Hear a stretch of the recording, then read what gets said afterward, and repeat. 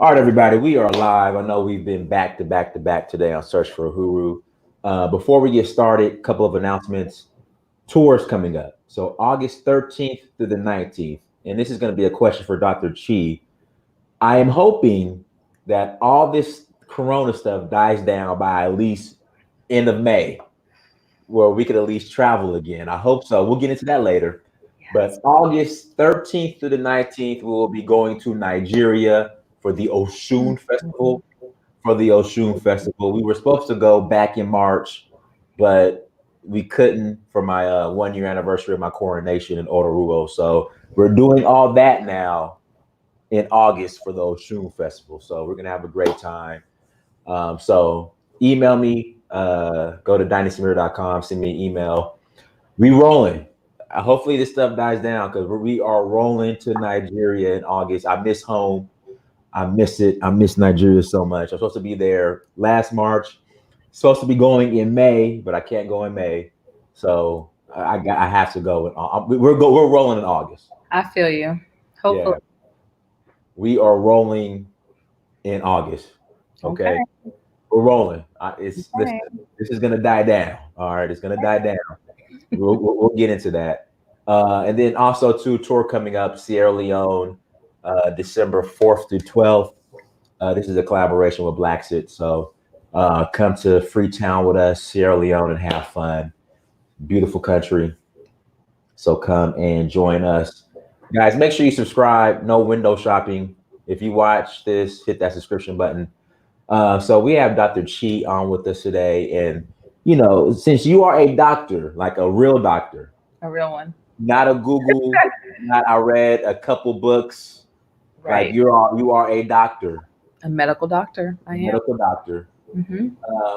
I kind of want to, we're not going to spend too much time on this because this has just been all over the place and all over the news. And, you know, I've been talking a lot about it because it's just my personal experience because I actually myself contracted COVID-19. So there are just a lot of conspiracy theories going around regarding this.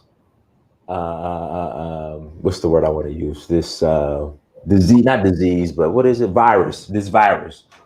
Yeah, it's a disease, virus. It's all of that.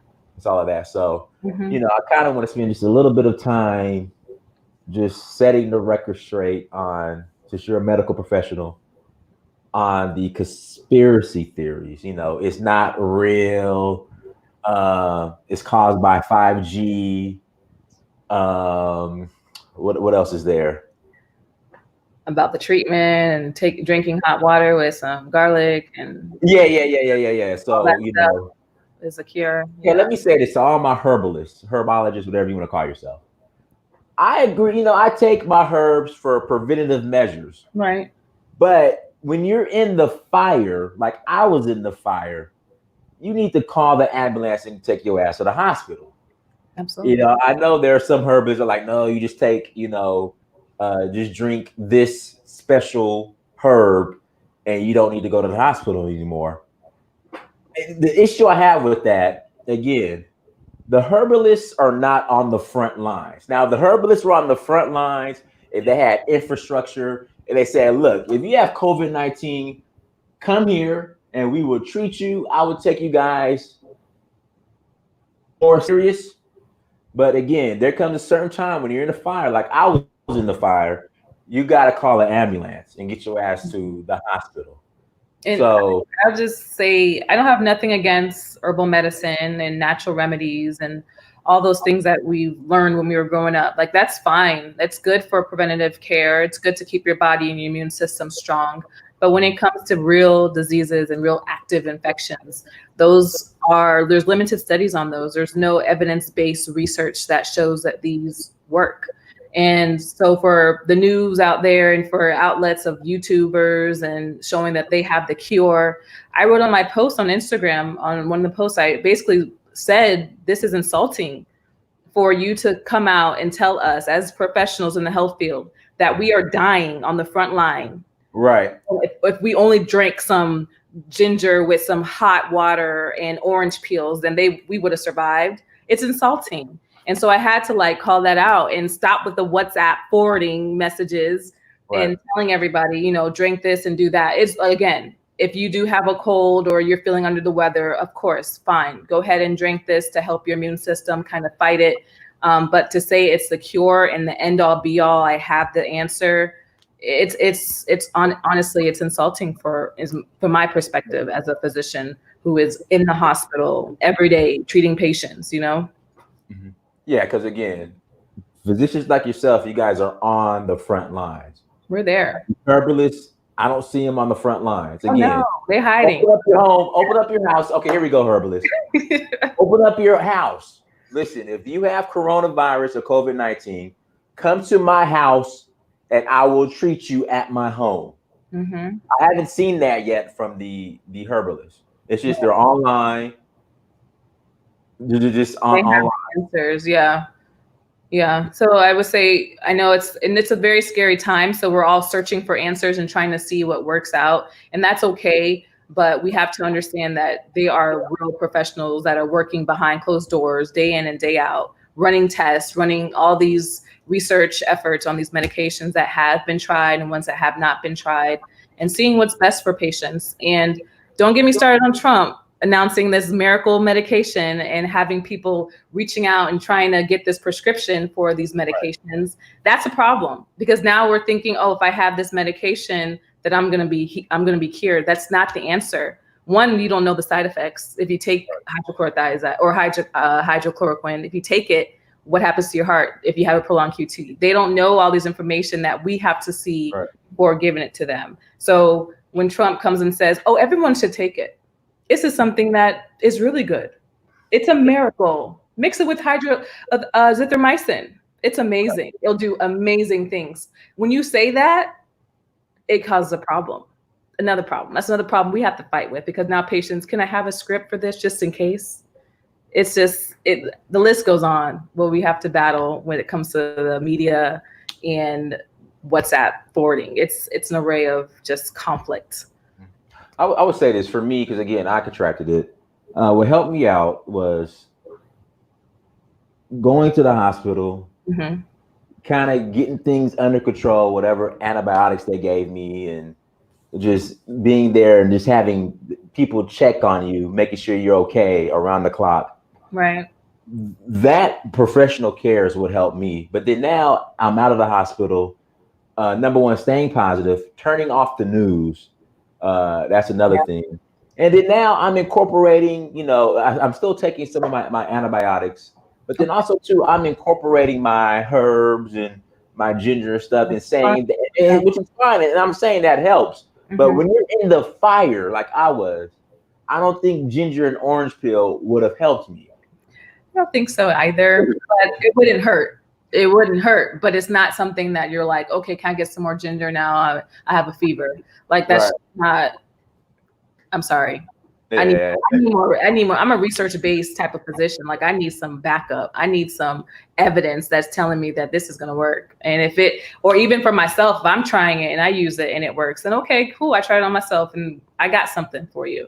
Right. But another thing we have to realize that everybody is different. Not everybody's body is going to react to what you reacted to the same way. So if I say, oh, I drank hot water and orange and it worked great, and I give that to my sister or my friend, they're like, I took it and I just threw up. So it's not working for me. So everybody's different. Everyone's bodies react differently. And that's why we have so much array of deaths, because we don't even know why certain young people are dying and why certain older people are dying who are healthy. It's just like, you don't know, because everyone's immune system is fighting differently.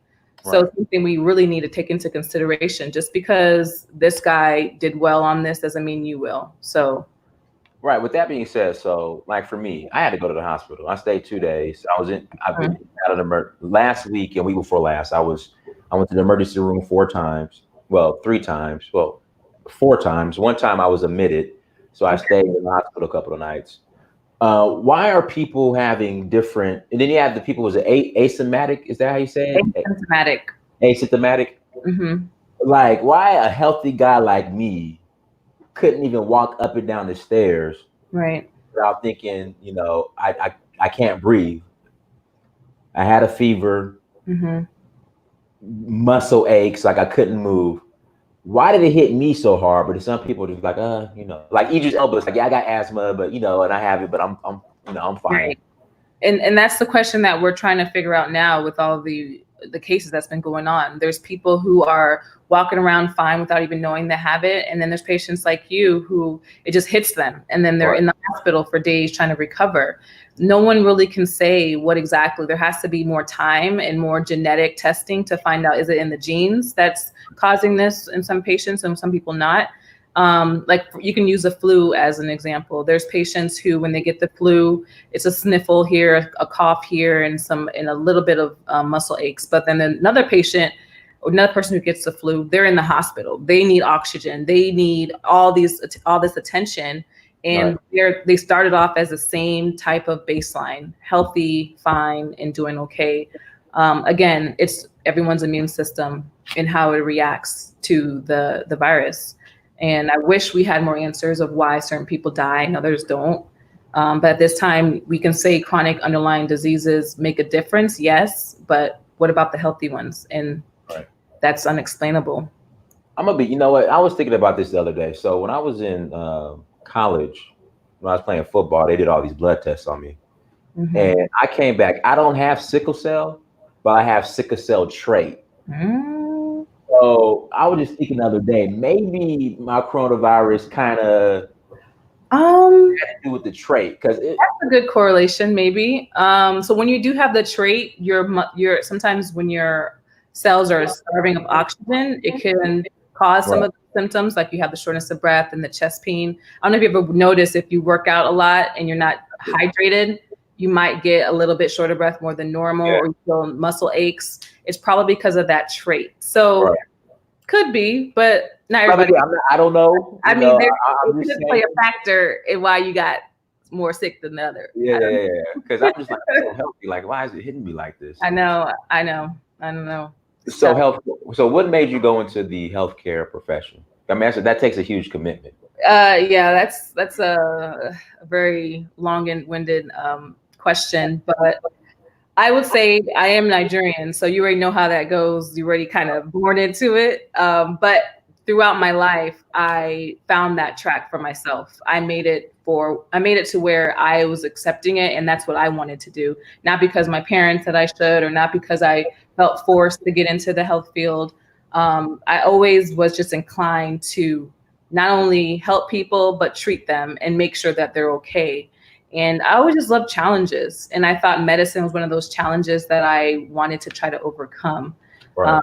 I did play basketball, so I was an athlete as well. I played basketball in high school and in college. I went to the University of South Florida, full scholarship. And during that time, I still had to major in biomedical science. How'd you do it? I couldn't, like, playing football, I couldn't imagine. Yeah, I mean, they tell you straight up, like, you should major in communication or something lighter because it's going to be difficult to balance the two. What was the football major like? Housing and was my favorite. And there was what was the other football major? Sports and rec studies or something. Yeah, like that. That's a good one. Pretty much like PE. Mm-hmm. So yeah, they kind of give you that guide to be like, hey, this is going to be pretty hard. Nobody does this. Like literally, nobody plays a sport and does a major like this. So I didn't really have anybody to look up to. I was just thrown out there like, can I even do this? I had to miss some practices. I had to come late to certain games or fly in late to away games because of my commitment to what I wanted. Were they cool? Were they cool with that? Of course not. But I risked my starting position because I wanted to focus on this.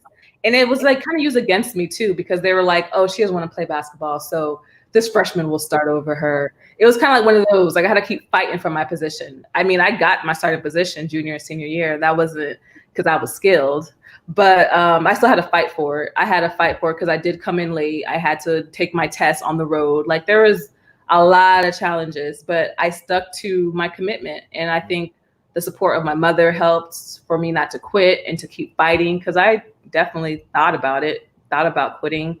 So the road to medicine was definitely, it was in my heart. It was something that I was kind of just meant to do. Were your professors flexible as far as?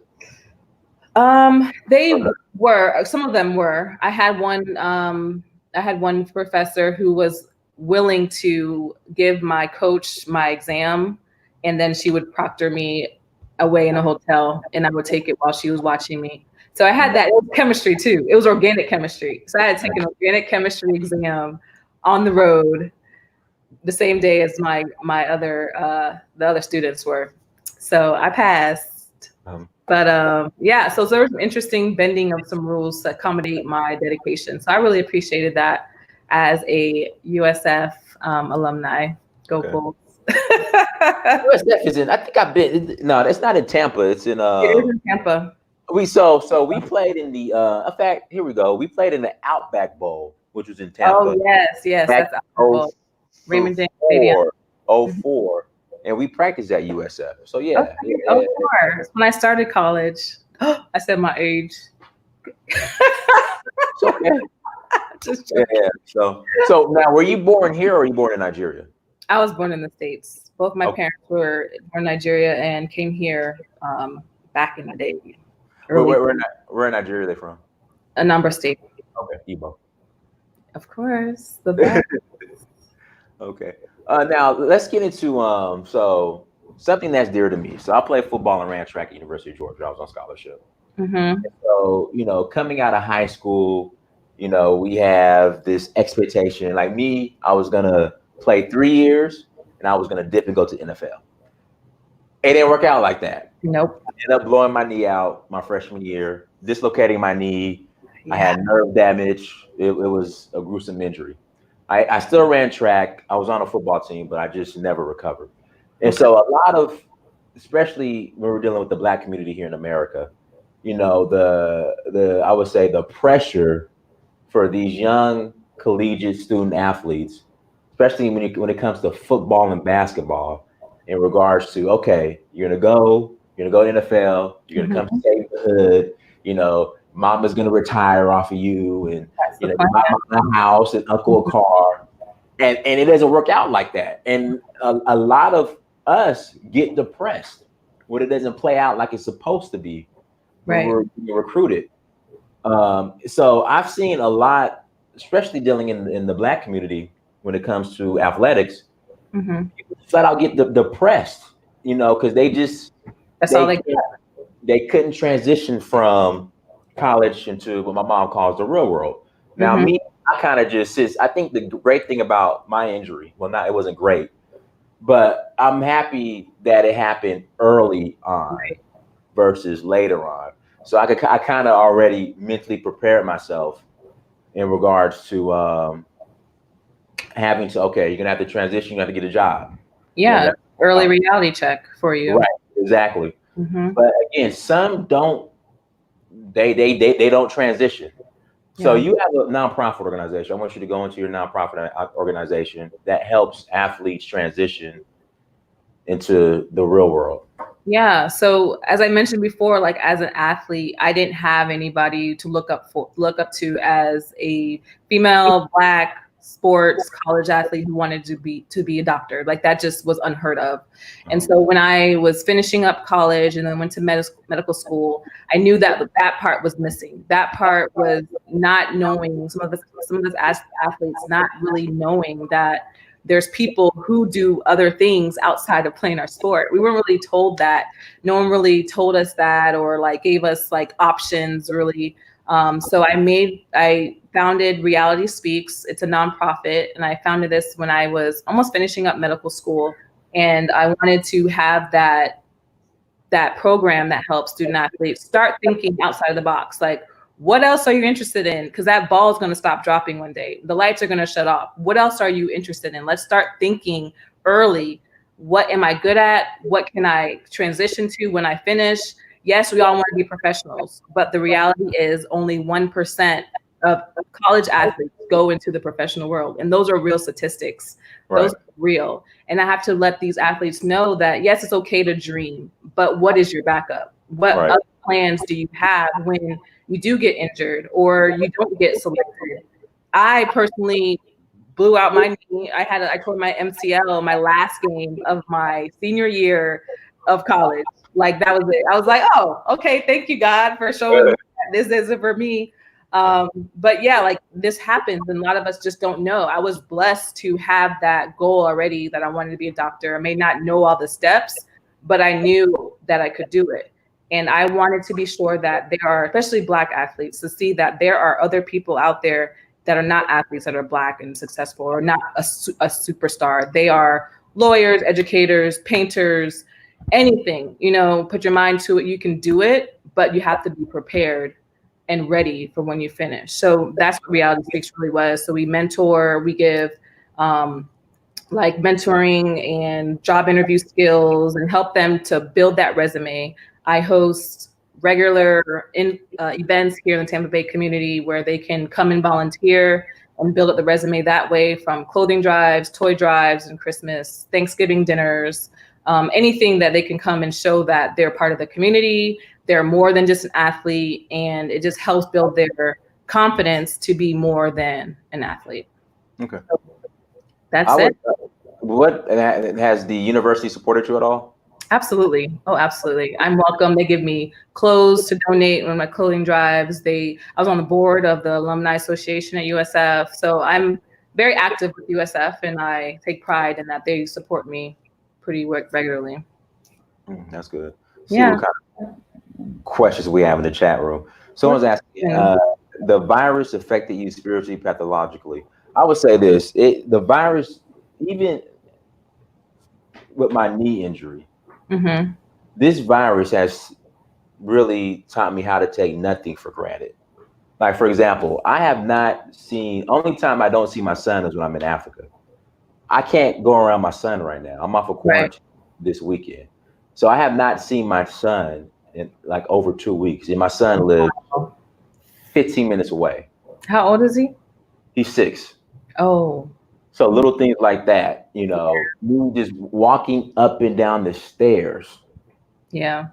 It's a blessing versus about a week ago, a little more than a week ago, I couldn't even walk up and down the stairs. Yeah, me getting out of my bed just to go use the bathroom.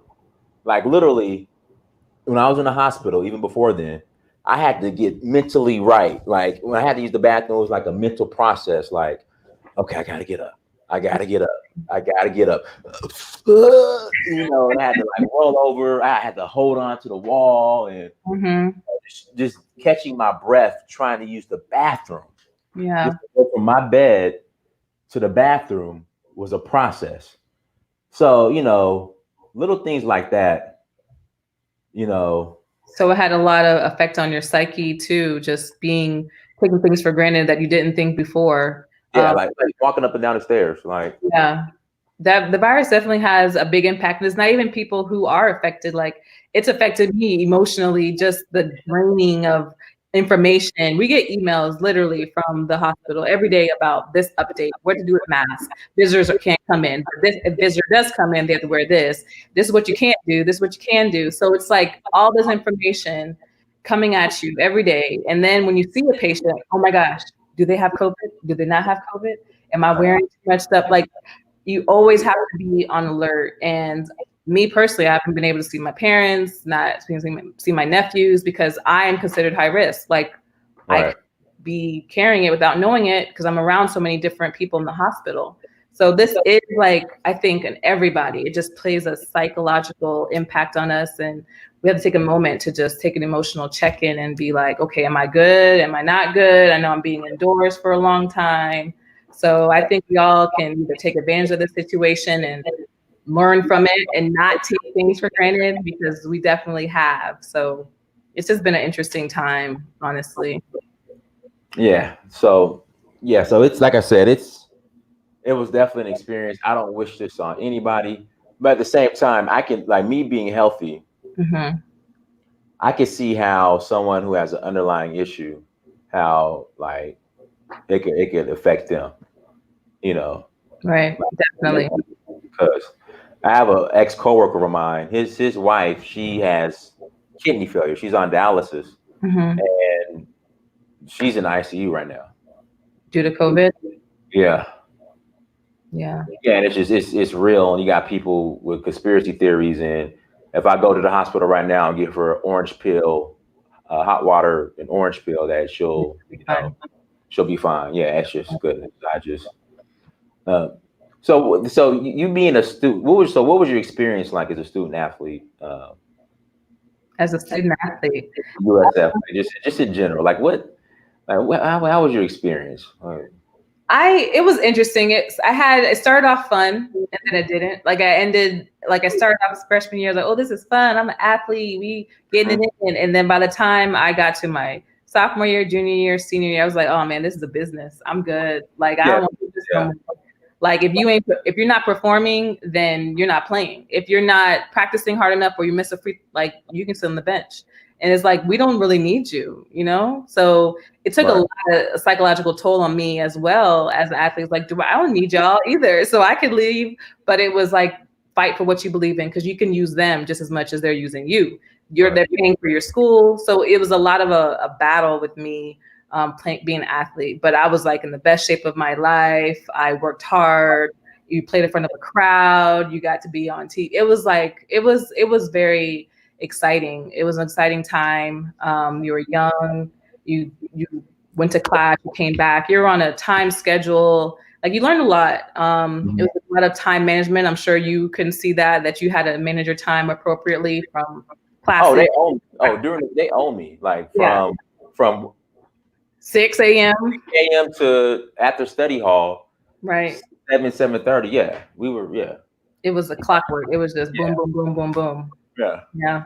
So it was definitely fun, but it turned into a business at the end, and it wasn't exciting anymore. But at least we got free education. Free education. I had no loans from that, but med school got me. Oh, yeah. So, where'd you go to med school at? I went to Ross University, so that was overseas in Dominica. Okay, so you went overseas. I did. Oh no, Dominica is still considered a U.S. territory, is it?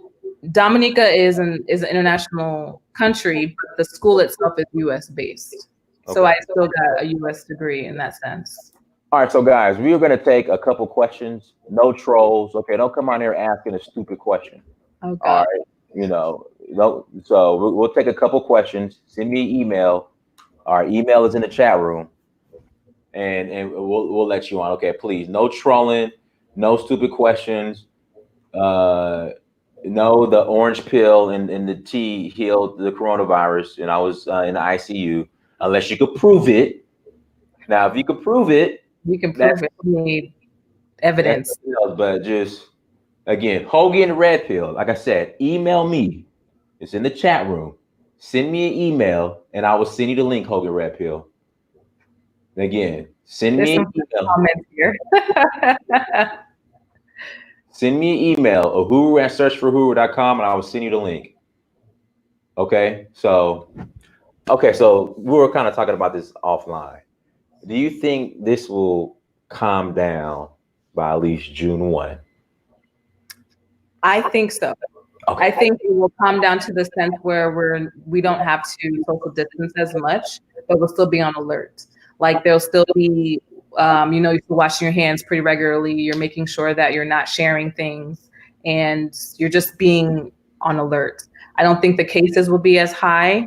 I think it will start declining. I think those hot spots may be still in the recovery stages, but the places that haven't been as hot will probably go back to normal. The scary part that I'm worried about is the reoccurrence of it in the next season in winter again, it coming back. Okay. And that's something that all of us as professionals now are worried about, because like the flu, it always comes back. Right. So this is something that we have to worry about every season. We have to find a way to control it. We need that vaccine. We need efficient treatment. But I mean, just thinking about it, if we have to really put on PPE every time we see a patient from here on out with shortness of breath, that's something that we have to take into consideration. It's a scary thought, but I'm really praying that it doesn't come to that. Let's see here. What was your pre-med major? My kids want to go to med school and need all the advice they can get. I was a biomedical science major. Okay. All right, let's see here. What hospital do you work at with those long nails? So unfortunately, my nails are growing out because nobody will do my nails in this social distancing era. So unfortunately, it's really long because of that. My mom would like that question. She got on me for that. It should not be this long, but I can wear this. I can technically wear long nails, but make sure it's professional enough. I will be taking these out soon. Just yeah. Let me imagine, what other offers did you have outside of USF when you were coming out of high school? So I had a couple like Georgia State and down in Miami, but I was very naive and I was like, USF gave me this offer and they kind of like, we have to take it now or we're going to move on type of thing. And I got they did one of those to you? One of those. And I was like, okay. Yeah, I didn't have those problems, but that's just, it's just, I hate that. Let's see here. Dr. Chi, did you take AP classes in high school? If yes, did it help with the rigors of med school? With med school? Well, with the rigors of med, like did the AP classes get you prepared for the coursework in med school? No, I think the gap is too great to even remember what I did in high school to med school, because you still have that undergrad courses. And I honestly think the courses that you take in undergrad or AP are just ways to like weed people out, honestly, because when you get to med school, those classes are, I mean, biochemistry, those are maybe significant, but majority of the classes that you take in undergrad are, you won't even remember. It's not relevant. I don't have no idea what I took. I don't know what I studied. I just know that I memorized a lot in med school and it was more clinical stuff. So. All right. Someone's asking, have you been to Nigeria? Of course. Many times.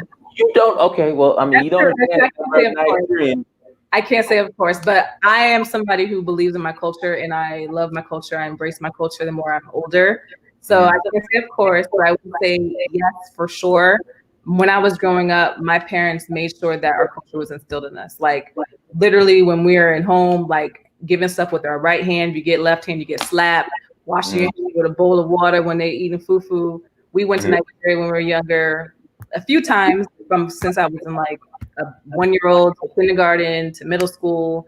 And then as an adult, I went a few times. I went last year with my mom. So yeah, I'm going back whenever I get the chance. Maybe August when I was just there in January. So I was there in January.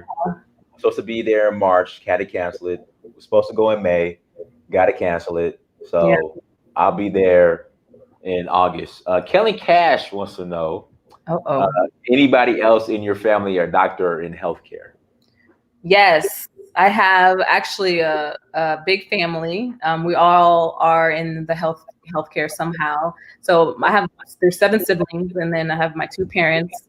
My father is the head of the medicine, being a doctor, and then my mother is also a physician assistant, and she opened up her own home health care agency and has been open for over 20 years now.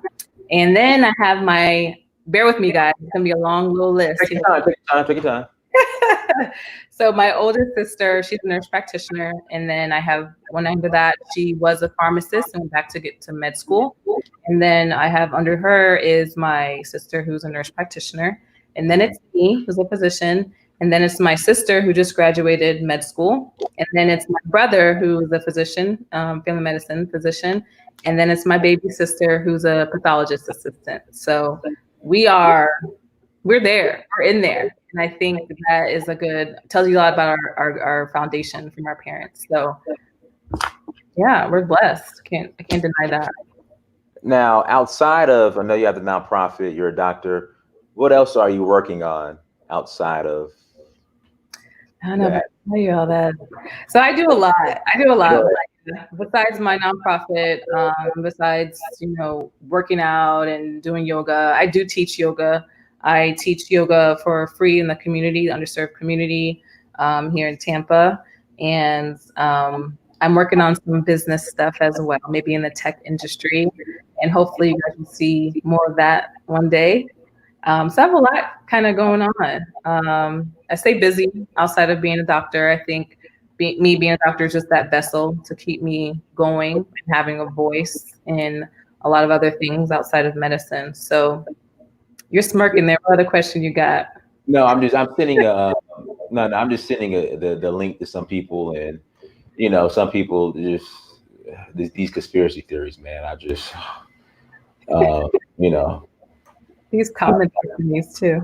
I don't know. Like I said, I would take the conspiracy theorists more serious if they were on the front lines like you. And like I said, I was in the hospital for 2 nights, so like if they were on the front lines, like the people who were actually on the front lines. Yeah, I would take them serious. But it's again this is the only thing about the internet. Everybody now has a platform, even people that shouldn't have one. But right. I'm all about freedom of speech. Just so whatever, man. Yeah, whatever. Can't anybody. So guys, I sent the link out. The people who want to call in, click on the link, call in, ask your question. Don't be too long, and please, here we go. Hogan Red Pill, here's the link. So guys, I sent the link out. Click on the link, call in, and we will get your answers. We will get your question answered. Let's see here. What are your thoughts on the vaccine for the coronavirus? How far out are we, do you think, are? So vaccines in itself, they can be made within 3 to 6 months. But the problem is not just making it, it's testing it out. And that's where that takes a long time. So they have to make sure that if it is a live vaccine, which means it has active ingredients, you get the vaccine, it won't give you the coronavirus. And that's something they have to test out on animals before they even get to the humans. So the whole process, at least for the very least, takes at least a year. So it's going to take some time. And I know since China first started having this disease first, I'm pretty sure they've been working on some things over there. So they're probably ahead of us. But the outlook, whatever Trump said, don't listen to him. Man, coming out tomorrow. It's going to take some time. And we're people who have not taken vaccines because they think it causes all the other things. I'm pretty sure you're going to take this one. All right, Nora Cole, go ahead with your question. Yes, how you doing? The question I had is this. First of all, how you doing, sister? Glad to see you on the platform. Hi, nice to see you.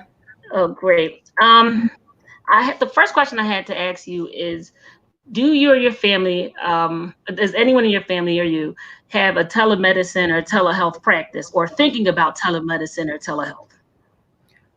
So we personally don't have one for ourselves, but because of the corporation that we work with, they do offer the telehealth because nowadays, because of the coronavirus, they're limiting the exposure with the patients to the provider. So they're purposely incorporating telehealth medicine more so they can keep that distance from them.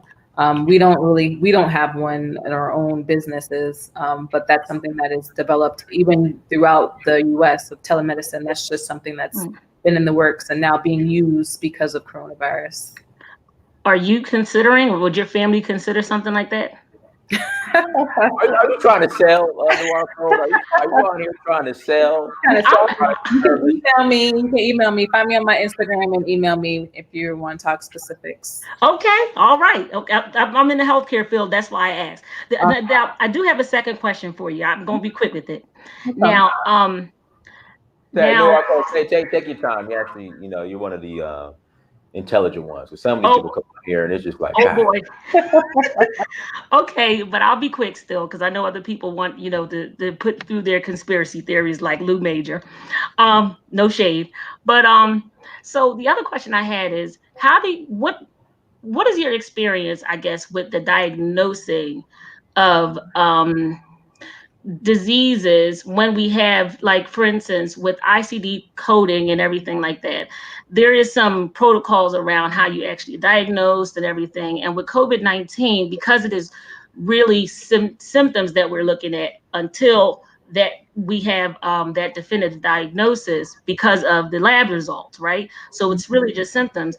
How do you differentiate between a person who is asymptomatic? I know I'm about to get real technical. I'm sorry. Okay. Asymptomatic for COVID-19, but displaying symptoms because they are, for example, having seasonal allergies, for example, or they're asthmatic, or some other condition that could be outside of COVID-19. You know what's funny? Sorry to cut you off, Dr. Chi. Go ahead. I have Originally, I thought when I started to have my situation, I thought it was my allergies at first, and then it just got out of control. So, but go ahead. No, I was just gonna say in the beginning stages, it is maybe hard to differentiate. But usually, when most patients, especially when they come in the hospital, they are either COPD or they have heart failure or they have asthma exacerbation, and so we're like, oh, this is just something they always have, or is it COVID? So when it comes to like coding and understanding what they have, we have to put down what they're presenting with, and that is the shortness of breath, that is the COPD, that is the asthma, and then from there you write or you code that we're testing for, we're ruling out COVID. You can't necessarily say they have it unless it's ruled out with the testing and things like that. So it's kind of hard to say, like, when Dinah said that he had symptoms that was allergies, but you still have that underlying, we're ruling this out to be sure that it is not COVID. We're ruling out COVID every day in the hospital. People who have chest pain, people who come in all the time with heart failure, they have to get ruled out because we never know. And if we miss it, that's when the problem happens. So we rather avoid it, treat it, and then take the precautions. So technically, from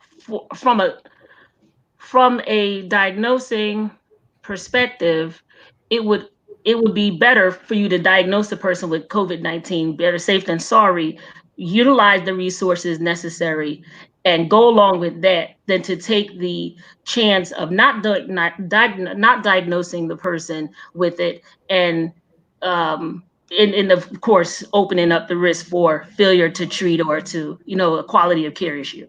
Right. Or to spread it to someone else without knowing it. So yeah, ruling out is definitely priority. Okay. Well, when I went to so the first time I went to the hospital, I called the ambulance. They took me to Grady Hospital here in Atlanta. So when they brought me in, they did a chest X-ray. They did all these tests. So I tested positive for pneumonia. I had a fever, and they were like, "Look, Dinus, we're going to treat your pneumonia. We'll give you a Tylenol to bring down your fever. We think you have COVID. In fact, we know you have COVID, but we're not. The only way we'll run a test on you is if you stay the night in the hospital." And I hate hospitals. So they ended up letting me leave. So I called an Uber and I came back home. So then the Uber driver probably has it now too. Yeah. So then my family was like, Dinus, you need to go get tested. So I ended up going to another hospital.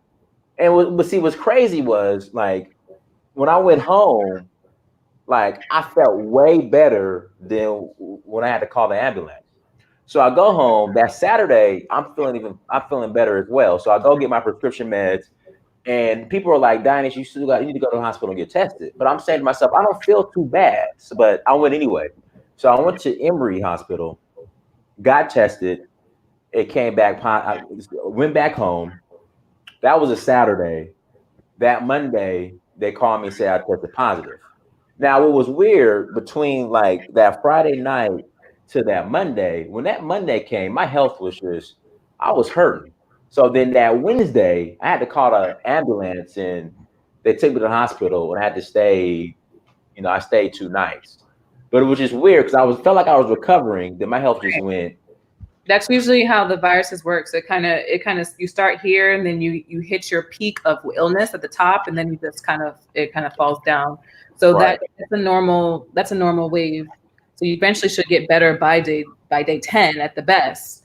But the early stages, you feel fine, and then all of a sudden it just hits you like a bag of bricks. Just Yeah, because I want to say from that they called me that Monday to let me know I tested positive.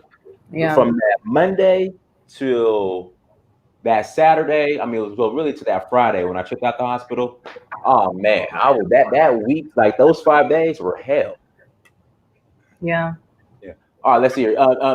Noor Cole, do you have any other questions? I was going to bring somebody else on. I'm going to go. I just have one statement that I wanted to make about Lou Major yesterday. Can I say it or no? Don't cuss. No cuss words. I'm not going to curse. There's no need to curse. Okay, go ahead. But there was something that he was saying yesterday that I just wanted to really emphasize. It is very important for us not to go too far away with these conspiracy theories, because at the heart of the situation, we are dealing with a condition that, as we can see with Brother Dinus, it is real. it has a real effect on someone's health. I mean, he's a relatively healthy individual. Not that I know all of his habits, but I believe that he is a rather healthy individual, just a physical appearance, and we can see the weight loss and everything. So while we may want to speculate, we really need to make sure that we err on the side of caution and really put aside some of these conspiracy theories and really just practice as much as possible what we are being directed to do, especially because when Brother Diagnostic is taking out the time to bring professionals in, like this sister and the doctor that was on yesterday, it is because we need to sometimes. Pardon? I said he's my frat brother. Yeah. He's a frat brother. Okay. So it's very important that that when we see these individuals taking their time out to actually come on these platforms and talk to us about these things, that we realize, because that the most important thing we really need is to have this information coming from people that look like us, people that we trust. I think that that's one of the biggest problems when they say that like the reports coming out now, oh, Black people, I'm seeing this all over NBC News cover, oh, people of color are going to be the hardest ones hit. A lot of it is because of the fact that we have such a distrust in the healthcare system. And Brother Dinas talked about the experience he had when he was in the hospital, and the doctor came out and said, "Oh, I'm going to remove the oxygen," or you didn't need it. Real quick, Dr. Chi. So, like, my oxygen levels was like at 90, between 90 and 92, right? So this doctor comes in, and you could tell she was like looking for blood because everyone who came into my room, they were personable, they were nice. She just walks in, kind of looks at my vitals. Oh, you don't need this oxygen. And so she pulls. So I had like a little nose. What's it called? A nasal cannula. The nasal cannula. She just pulls it. Like, you don't need that. And I'm like, and then so she's just talking and well, we're gonna try to get you out of here today. And I told her, like, look, I know my body. I can't go home today. Like, I'm staying. So then she threatened to call security on me and have me removed if need be. But then, she was like, okay, well, let you stay tomorrow. And so we're gonna handle that later. I have a lot to say, a lot about that. This is the reason why a lot of times we do not want to interact with the healthcare industry. We don't want to interact with the healthcare system. So I'm just saying we have to be honest about our issues that we have with the healthcare system, but make clear a distinction between that and when we're getting quality information. So thank you, sister, and thank you, Brother Diane. Be blessed. Thank you. No problem. All right, bye-bye. Thank you. If we're gonna dive into the health disparities, we could dive into health disparities because that's a whole nother conversation. All right, Miss Ashua, you're on. Miss Ashua, unmute yourself. Excuse me, can you hear me now? Mr. Ashua, go ahead. Makaye Ashua. Okay. My question is this: do you think that the healthcare industry, just as much as the government, is responsible for not keeping tally on the cases, deaths, and all of that by race? Because I believe that right now what's happening is Black Americans over the past couple of days, everybody is flying into a panic. And my thing is, I believe that when you look at it from the perspective, initially, it was, it seemed to me that the states that were being hit the hardest were states where you had ports of entry. You had New York, you had Washington, which we know that Seattle, Washington is a large port of entry. Then there was talk of New Orleans next after that. And you had, of course, California. So these were the places that were being hit the hardest. It seemed like it was people who had a lot of money and who could travel by boat, by plane, and they would come in contact with a lot of different people. Now it seems it's hitting the inner cities, and I understand a lot of that is partially due to Black folks believing in the beginning that they were immune to it, mainly because you weren't seeing any Black folks on television, and you weren't seeing Africa hit. You were seeing European countries hit the hardest. Black folks weren't being hit in the beginning. Now it seems like it's all about Black folks. And my question again is, who bears the brunt of their responsibility? Because there's nothing constructive and there's nothing that's going to come. And another thing, and I want to just get this all in because I can't stay on too long. But another thing is these cities like New Orleans, Chicago, Detroit, these places where there's high drug use. Now, when you talk about asthma, when you talk about COPD, mostly these are diseases, pulmonary or pulmonary diseases, I guess you would call them, I don't know, that are usually very high in communities where you have a lot of drug use, smoking cocaine and things of that nature, smoking methamphetamines. It's been over the past couple of years a very big and disturbing trend of Black folks smoking methamphetamines, where at one point it was only white folks doing a lot of meth. Now Black folks smoking the meth, the weed, the proliferation of marijuana, because it's gone legal in so many places. Black people are smoking way more weed, and this weed has more stuff in it than it had before. All these different strains. The marijuana is different, and it seems to me like COPD and things of that nature they're usual in people that smoke a lot of crack cocaine. So when you think about the ages of the people that diagnose, people of all ages, but predominantly I think it's still they're up there a little bit. And I mean, do you think that the drug usage, the fact that people who use drugs at a higher rate are more likely to be homeless? So there's no shelter in place. They have very little shelter. And when they do, they're using crack houses and things of that nature, where there are a lot of people who are using drugs inside of their home. It's going to be more than one person. So, right. I just want to, you said you did say a lot there, but I want to go back to what you said about, oh, he went off. He's gone. Yeah, but he's listening though. But go ahead. Okay, as what he mentioned about the Black communities, how it wasn't affecting us in the beginning, and it is now. And I don't think that statistic is necessarily true. They just never mentioned it. It was just a broad of people who were getting affected, and the stats were there. It just hasn't come out until now about how much majority. The majority didn't just come out yesterday or last week. This has been going on since the beginning. So right. The Black community has been affected, and it has been an issue, and it always has been an issue. It just becomes an issue when the statistics come out. And this is true from the beginning of time. This is nothing that is new. So we shouldn't be surprised that Black people are getting affected more.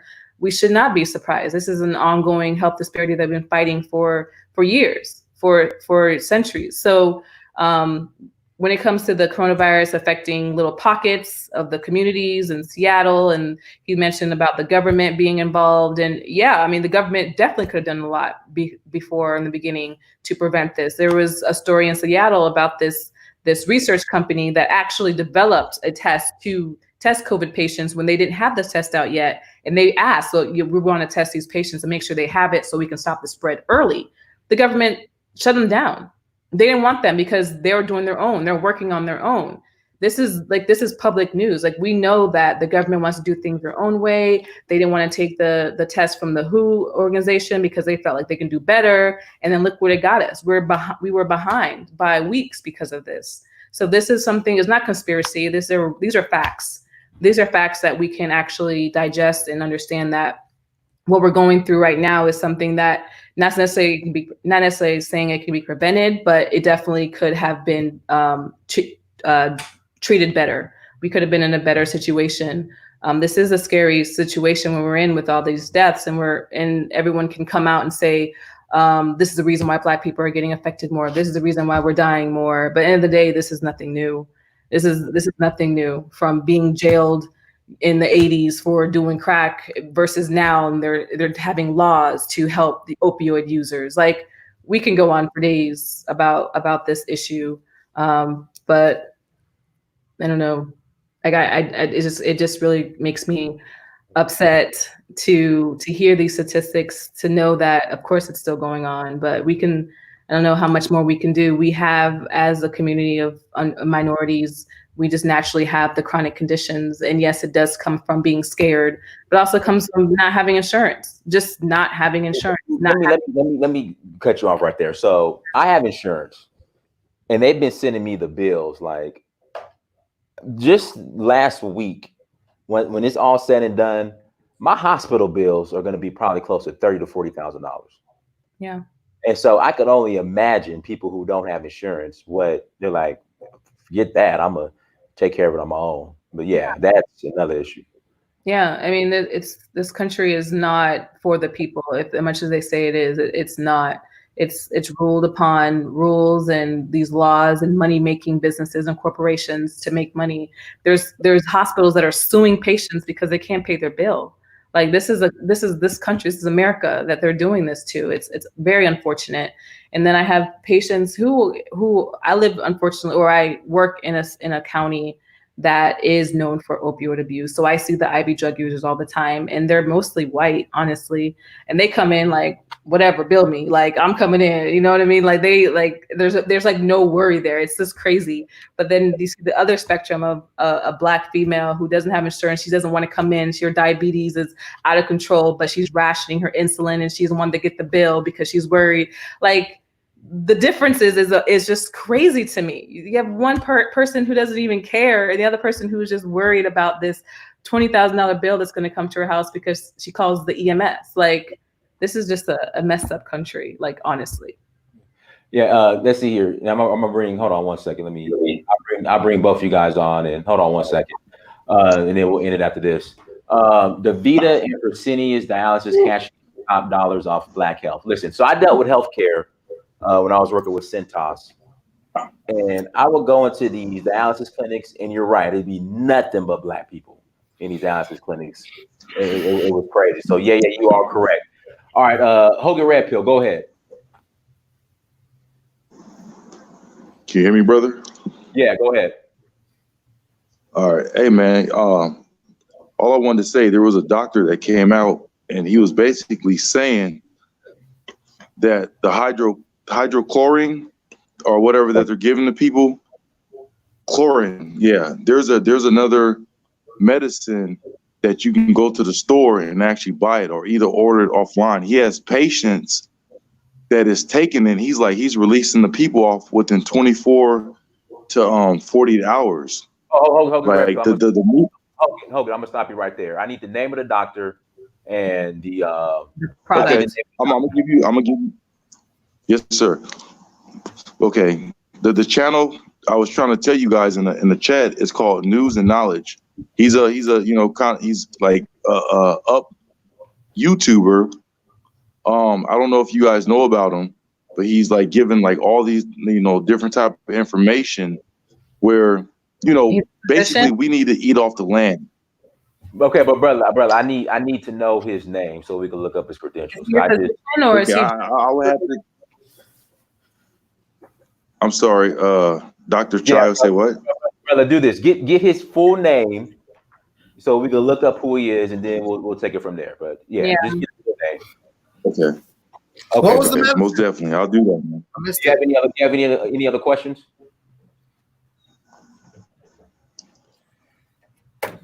Hogan Rep, you have any other questions? No. I just want to spread the word, man. Like this shit. Like I said, he's releasing people, and like I said, the media is giving us fake news, brother.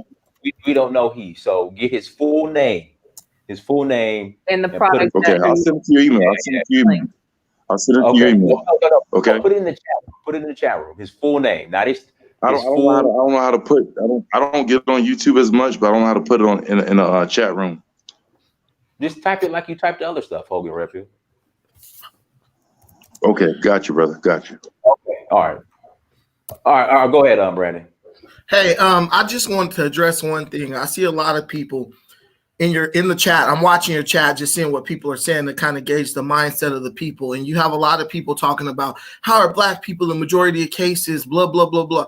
Many of our people don't understand the context in which things are said. That's a major problem with our community. They hear higher rate and they think that means more people. They don't understand that. Can you explain what disproportionate means, Doc, please?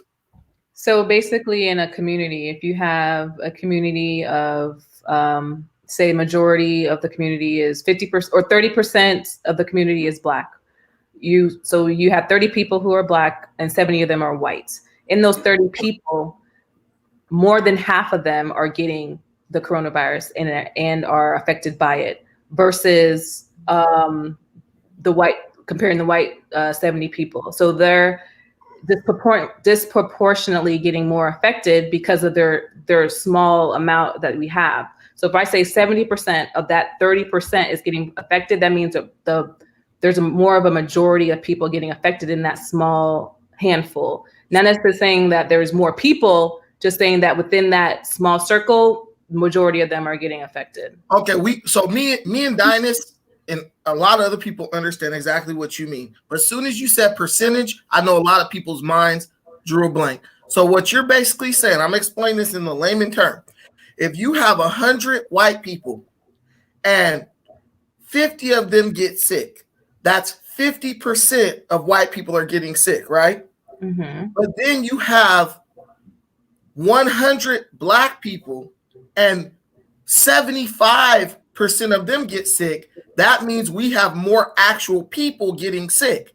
But if you have 10 Black people and 50% and 75% of those people get sick, that means we have a disproportionate rate. Why are like basically 7 out of 10 Black people sick and only 5 out of 10 white people are getting sick? That's a disproportionate rate. That just means we have more cases per basic test group than they do, even if the groups are the same number. Right. So I just want to say that because I hear even 777X, he keeps saying we're only 10% of the population. How do we have the majority of cases? They're not saying that, bro. Or whatever, whoever you are. Okay, now the question I want to ask. Okay, so a friend of mine who's a doctor, I'm going to give his name. Please, people on here, don't go bombard this place because I know you guys want credentials.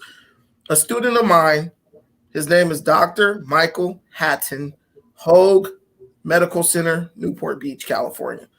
He is recommending to me and my family on a personal level to take a certain supplement that they're doing tests on it right now that are proving to be positive. They're going in a positive direction, that this does a lot to promote respiratory health. I've given the name, I've given where he works.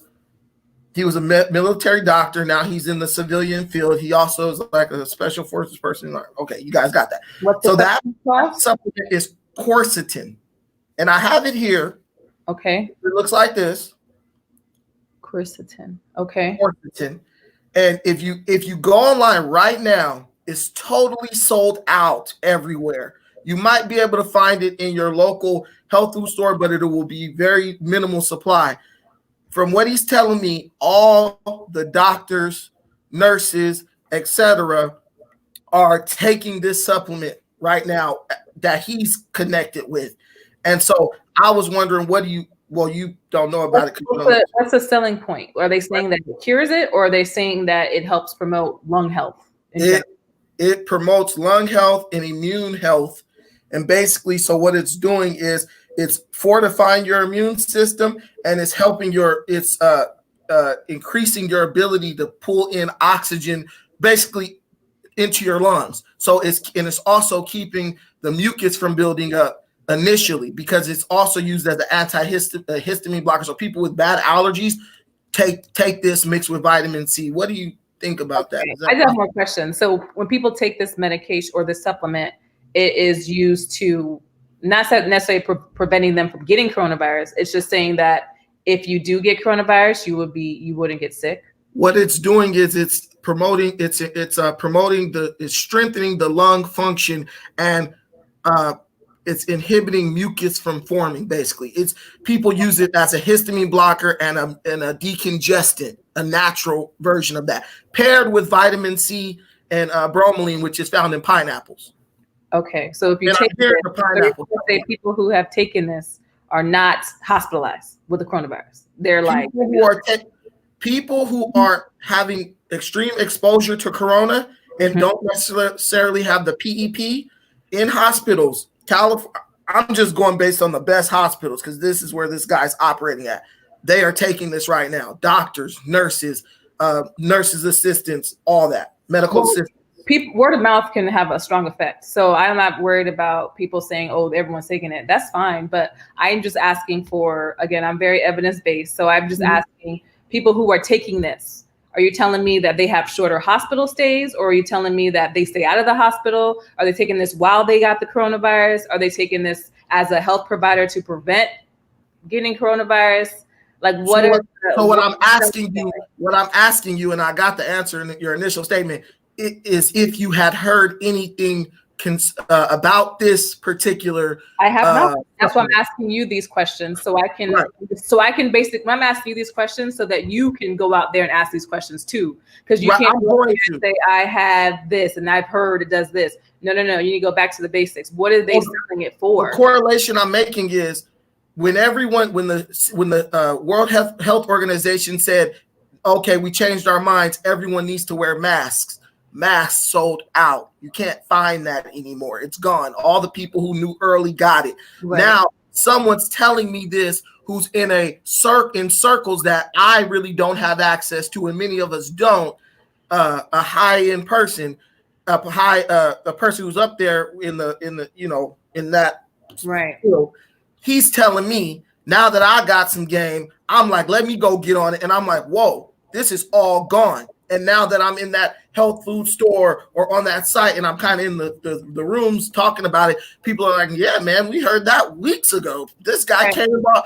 I'm just saying, if we're I'm not against supplement. I'm not saying that it doesn't do it, and that's great. But just because people are saying it doesn't mean that it's true. President Trump said hydrochloroquine is a magical pill, and it sold out. Someone higher up said this is a magical pill for this disease and it cures people, and that's not true. Yes, people are buying it and they're dying because they're buying it and purchasing it from their PCP and not knowing the side effects and are dying. So that's what I'm saying. Word of mouth isn't the answer. Just because people are saying that it works and everybody got it because one doctor that's smart said it is not the end all be all. And that's what everyone has to understand. You need the research, you need the backup. Just because some people put together 10 people and they took it and they're fine, that does not mean it's going to treat you. It's not mean it's going to help you, prevent you from going to the hospital or in the ICU. That's not the answer. These 10 people, their bodies are different than yours. What's going to happen when you hit it? You don't know that. So just because a higher up is saying it, sure, do your research, try it out. If it helps you, then great. But selling it as a market plan because everybody else got it, I would stay away because that's not the truth and that's not the end all be all. Word of mouth is very strong. Trump's voice is very powerful. These medications have sold out, and now people who really need it can't get it because he told people to go get it when they don't even need it, and people are dying. Okay, thank you. No problem. Hey, I'm gonna listen. I'm gonna do what I'm told. Some people have a hard time. I'm like, nah, she said it, but that's good enough for me. No problem. I appreciate you.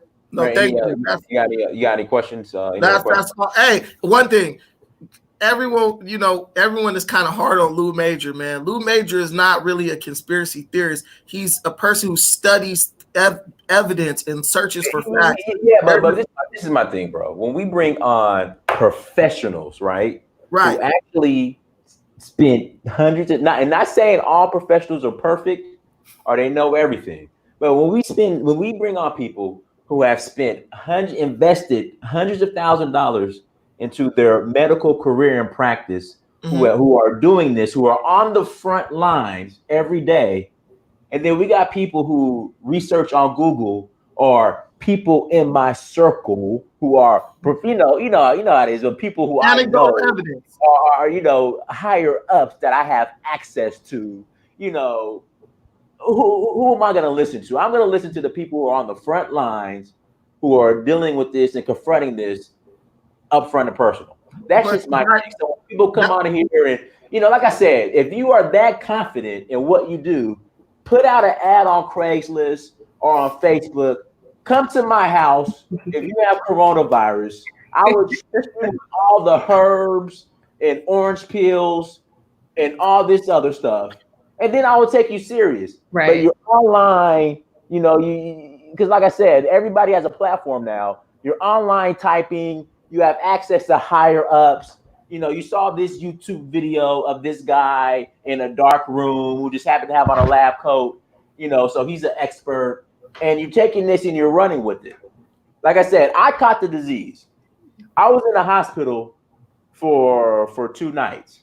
I seen like the people on the front lines and the process they have to go to. Like every time they came into my room, they'll have on their PPE equipment. Like literally, when they left, they have to rip it off, throw it away, and leave.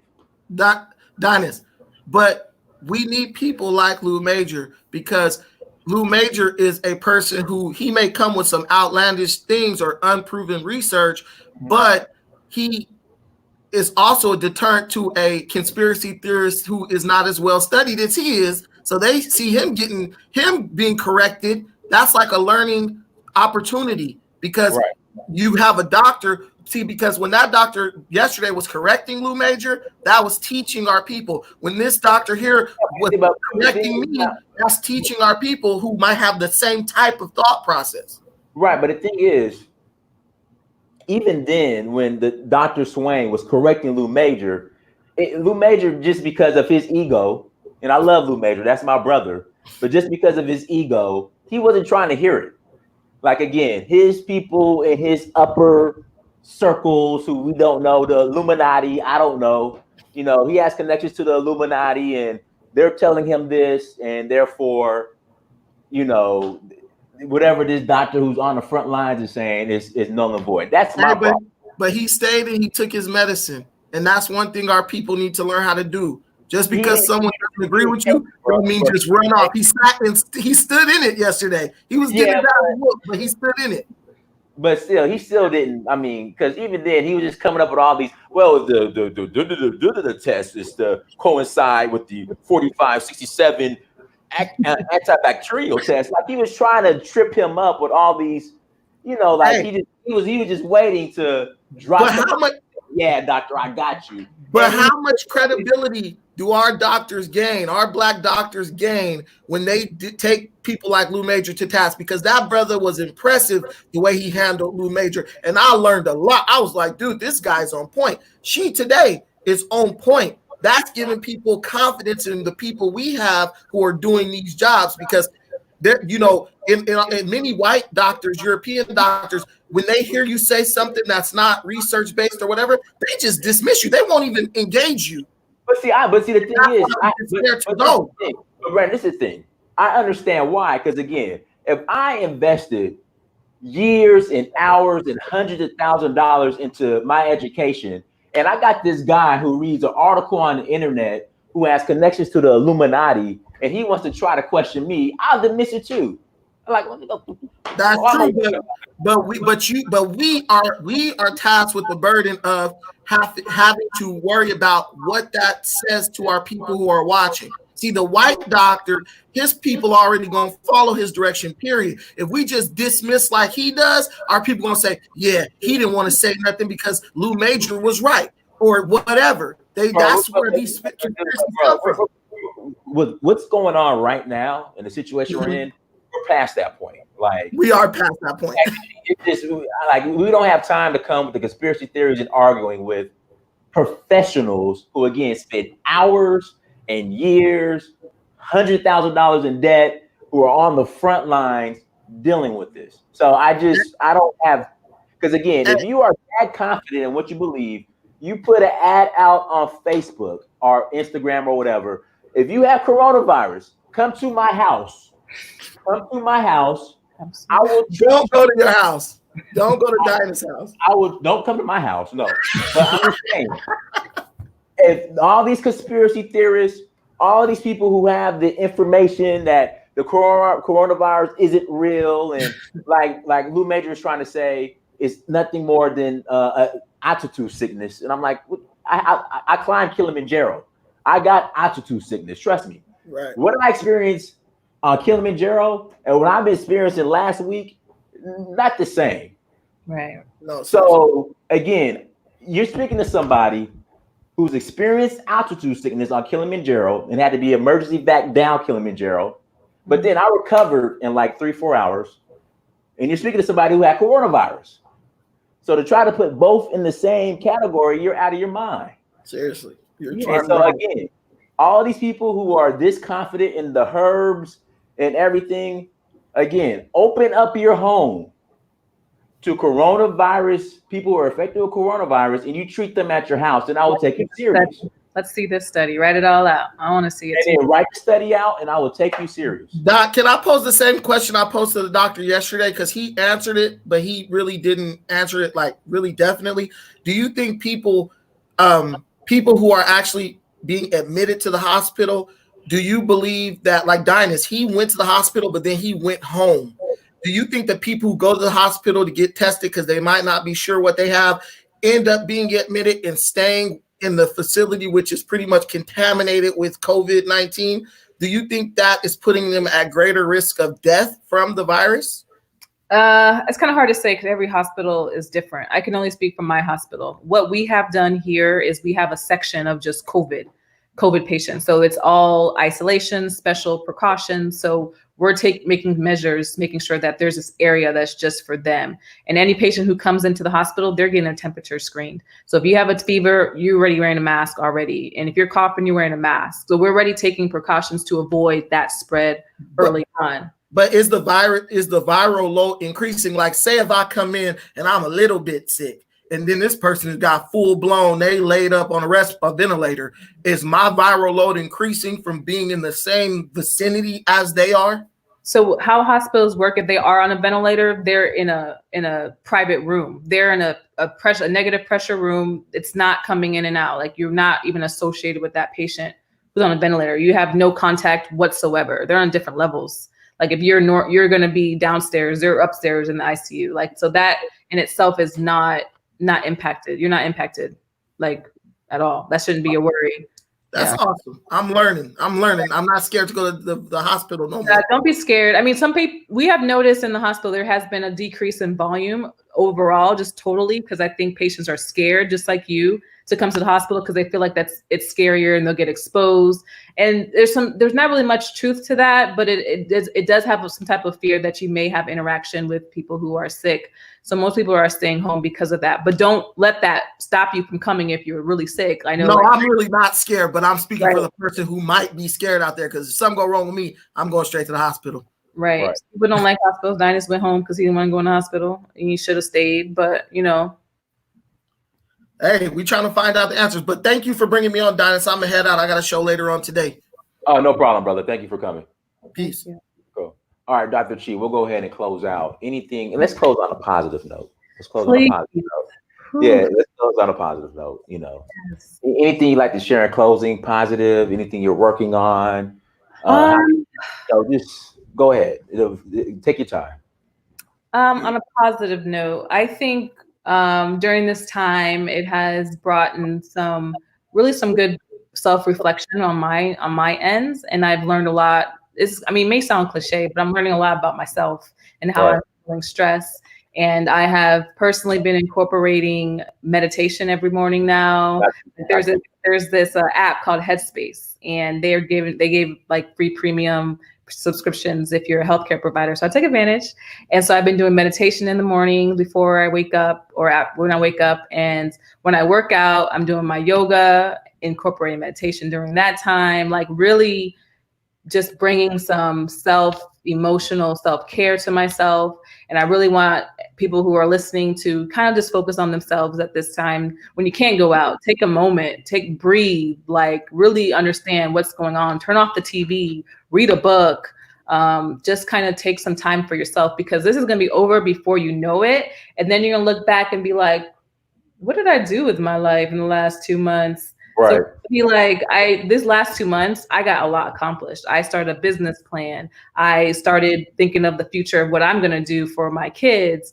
We started thinking of ways to have date night every other week, because this is what we want to do now to, make our relationship work. So there's so many things that we can start planning now and hopefully turn this negative time into a positive. That's good. Now, are there any projects that you're working on in Africa at all? So there's not. That's something that I want to do in the near future. If there's any partnerships or anybody, wink, wink, who want to get something going, I am open to that. But yeah, me going back to Nigeria is something that I want to do, and I want to find a niche where I can get in there and help the community in the best way I can, whether that's with healthcare or just opening up something that will help the community. I'm down. I know. I think Monifa was in here. She wants to. She's a nurse. I know she wants to do something in Otoruo, my kingdom. So so doors open. You're more than welcome to come. Yeah. Yeah. Anything else you want to share in closing? How can people reach you if they want to contact you? You can definitely find me on my Instagram. It was on the screen, ask_Dr. Chi. And I have a website, and you can also find me there. You can read all about my story, thedrchi.com, THE.com. And, if you have any mentoring questions, or, you have kids who want to get into medicine, I am open to, speaking about that. So I do a lot of community things. And if you want to learn about my nonprofit, if you want to help to give back, realityspeaks.org. You can learn more about that as well. So I kind of do a lot, but I'm here for the culture, Naija all the way. And I really enjoyed being on the show. You guys in the comment section are really funny. Yeah. I've been seeing it. I love it. I hope I can come back on the show and y'all can talk. Hey, you have an open invitation anytime. Just let me know anytime you want to. Just let me know. Awesome. I just started my YouTube page too. So if you find me on Ask Dr. Chi, find my page, like it. I'm going to start adding some video on there and hopefully get some subscribers and join this YouTube life, because this is new. I love it. I love it. So thank you for joining us. And guys, before we close out, if you're interested in starting a home-based business, okay, that deals with gold, exchanging your fiat currency, your fiat money for gold, which appreciates in value, hit me up. Link is right there. Sign up as an affiliate or just email me. Go to DynastyMirror.com and we could chop it up. But everyone, thank you so much for joining.